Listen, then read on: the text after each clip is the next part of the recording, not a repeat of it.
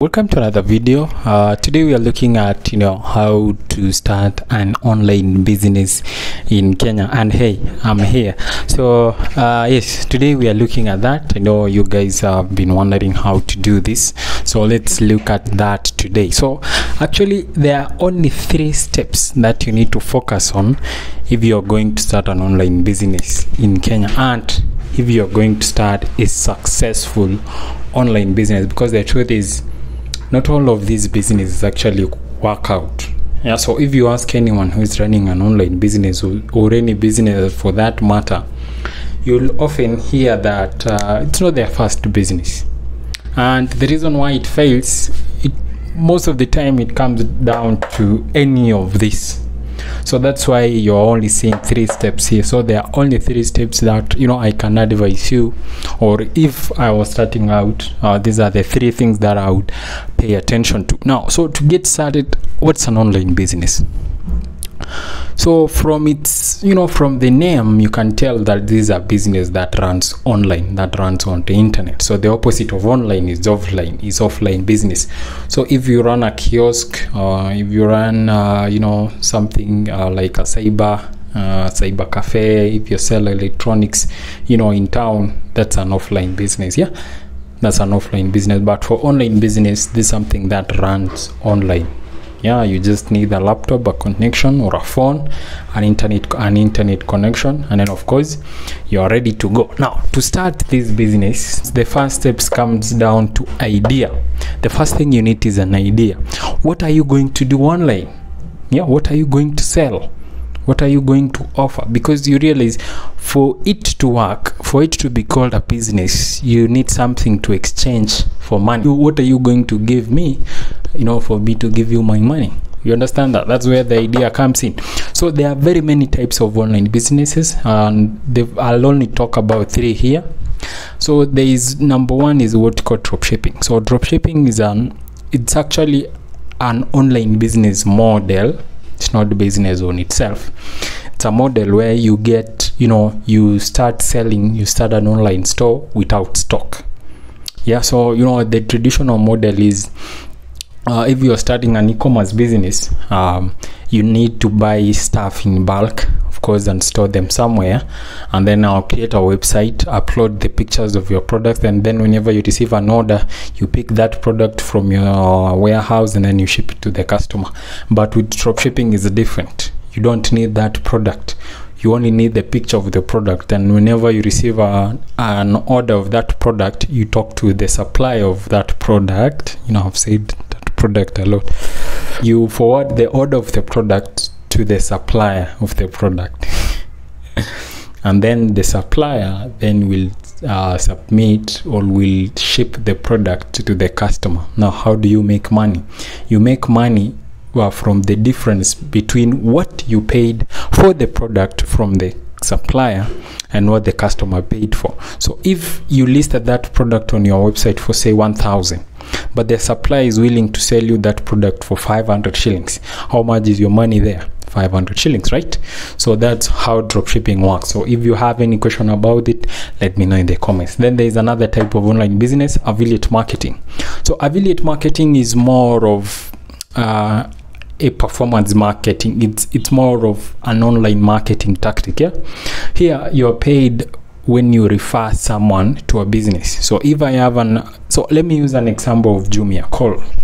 So they have a program called Call program, although currently they are not accepting affiliates. They're only accepting influencers, I guess. So if you have like 100k followers, you can join them, but then that's besides the point. So Jumia have this program called Call, Key Opinion Leader. So what they do is they pay guys, or they pay you when you refer a customer to them. So they pay you a percentage. So for example, if you refer someone to Jumia who will buy a phone, you make 2.5% of what the customer paid for that phone. So if the phone is, say, 10k, so you make 2.5% of what? Of 10,000. So that's how affiliate marketing works. Now, as a business, you have to start, you have to build an entire business or an entire website that runs on these affiliate programs. So a good example is there is this website known as fonts.co.ke. so their work is just they just review products, they write everything about fonts, and when you click on any of their links, it takes you directly to Jumia, and when you buy anything, these guys make some money. So you can go and visit them and look at whatever they are doing. So that's free promotion for them.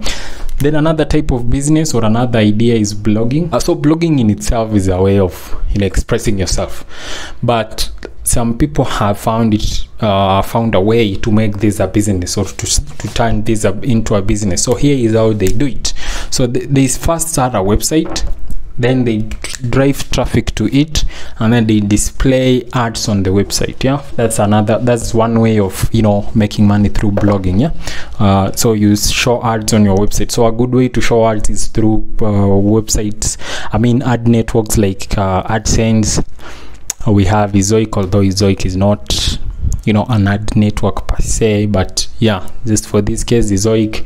We have Mediavine, AdThrive, all of those, so you can use that. Alternatively, also through blogging, so the first one is ads, another one is through sponsored posts. So here, when your website gets too popular, or very popular within a certain group of guys, say students, people or businesses who are targeting students can pay you some money to advertise on your website. So that's called sponsored posts.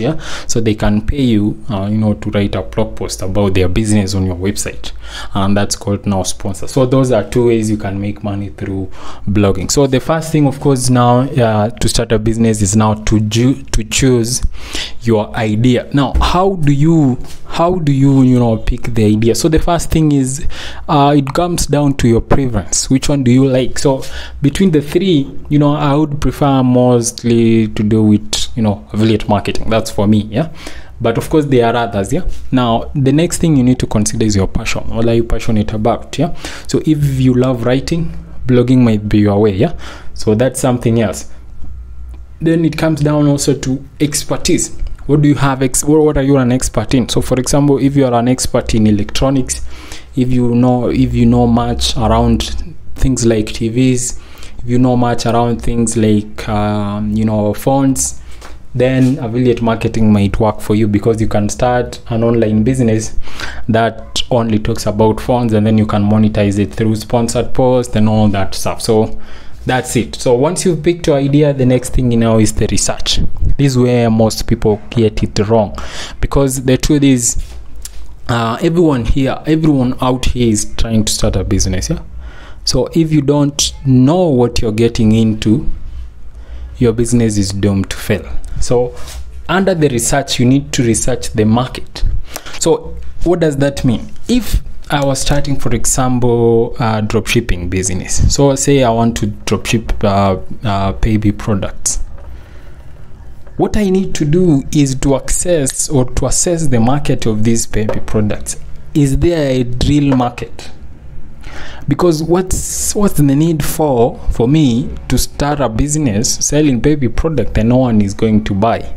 Because you realize I only make money when someone buys my product. So it only makes sense to before doing everything else, to first assess the market. Is there the demand? So under that, look for the demand. The next thing you need to look at is the competition. So if the demand is okay, say the demand is a tick. So if I realize there is a good demand for baby products, the next question is, who am I up against? Who are you competing with? So I see most of guys who start blogging make a mistake here, and this goes to everyone who is thinking for starting, for example, a news blog. This is where you fail. Competition. You will be going up against people like yes, there's demand for news, everyone wants to know what's up to date and all that stuff, so there's the market. But the competition, you will be going up against people like tuko.co.ke, Nation Africa, Citizen Digital, all of these guys, you will be going up against them. And that's when they will parry you really quickly here. Now, when you are researching, you need to look for low competition and high income. Yeah. So if you are looking for the market, for example, you need to, for that idea of yours to work, it needs to have low competition, yes, and high income potential. So high income here means, so if, for example, you decided to do affiliate marketing, for example, this is what it means. It means that there should be less people promoting the same products that you're trying to promote, and also the product that you're trying to promote have a potential to give you more money. So for example, here the phones, these guys here, they are promoting one phone only for 2.5%. Yeah, they're promoting only phones for a cut of 2.5. So is that worth it? So you need to determine that, like, is it worth it? So for you to determine if it's worth it for you, look at the average order value. So if, for example, the average order value for every phone that someone orders through this website is, say, 30,000. So we have 30K, you know what time is now, multiply by 2.5%. Yeah. So do the math, and then now you look at, okay, that's an average order value. That's an average of what we make every time someone buys through our links. Now, so that's it for the research. Now, once you've done the research, the next thing you need to do is now to market the heck out of it. So assuming to this point, I've realized, okay, starting a baby shop, online baby shop a website, or a business, online business, makes sense. We have the money and we have the demand. So the next thing now is marketing, because the truth is, even if you start that business, there are people out there willing to pay for what you're offering, but they don't know that you exist. Will you be making any money? That's where the marketing comes in. Now, I have 3 things for you here when it comes to marketing. This is what you call the platform, SEO, and ads. Let's go each of these step by step. Platform means, if I've decided to sell or to start an online business selling baby products, I need a platform for that. So a platform can either be a place like Jumia. So Jumia actually is a platform, like you can go and sell. So it's a marketplace. Gigi is a marketplace. It's what do you call it? A classified website. Yeah. So that's it. But what I'm talking about when it comes to platform here is your own website. So what you need to do is just start a website for your idea. So you can go and register a domain name. So to get a website, you need 2 things. The first one is you need the domain name, and then the next thing you need hosting. Domain name is what people will type into their browsers to access your website, and then hosting is where the files for your business will be stored online. Yeah. So you need the 2. The 2 costs money, so you need to be willing to invest some cash, but it at most minimum can be 3K per year. So you can spend 3,000 per year, to create a platform for your website. Now, once you've created your platform, now the next thing is SEO. SEO means search engine optimization. What happens is you need to optimize that platform or that website of yours to make it easy for people to search. For example, if someone is in Eldoret and is looking for cheapest baby diapers in Kenya, so they will go to Google and search cheapest baby diapers in Kenya, like that, or cheapest baby diapers in Nairobi, or in Eldoret, Nakuru, wherever. That keyword, you need to optimize your website to make it easy, or to make it possible that whenever someone searches anything to do with the baby, your website shows up. That's where SEO comes in. Then we have ads. Ads here is where you spend some money to get people to your website. So a good place to start is through Facebook ads. Then we also have Google ads. Yeah. we also have Google Ads. So all of these for ads you need to spend money. So this only works if you have a budget, yeah. But for SEO and website, it's free. You can just just do the right thing and expect results. Alternatively, a bonus way to market is through social media. Yeah, so through social media marketing. So you can just go to social media, create an account, and then you can start promoting. Now, when it comes to marketing, there are some things that you need to consider. The one thing is you need to consider when it comes to SEO and of course ads also, you need to target low competition keywords. Yeah, especially when it comes to SEO, target low competition keywords and high search volume. High search volume means more people are searching for it, but less websites are showing up or are answering that question. That's what that means. Now, to get keywords, for example, to target for your website, you can use tools like Google Trends. We have Google Keywords Planner. We also have keywordresearch.io. So those are keyword research tool, keywordtool.io, I think. So you can just go there, type your industry, and then they will suggest some keywords that you can optimize your website around.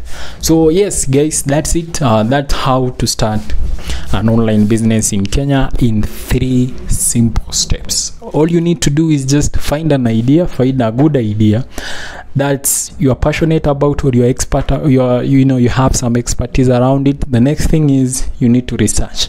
What you are researching is you need to find out if the idea that you picked has some demand. If it has some demand, who are you going up against? If you are going up against big people, big wigs, big companies, you need to rethink that idea. Then of course, once you found the perfect idea, you need to market the heck out of it. So bye for now, until I see you in the next video. And of course, if you have any other question, let me know in the comments below. Bye for now.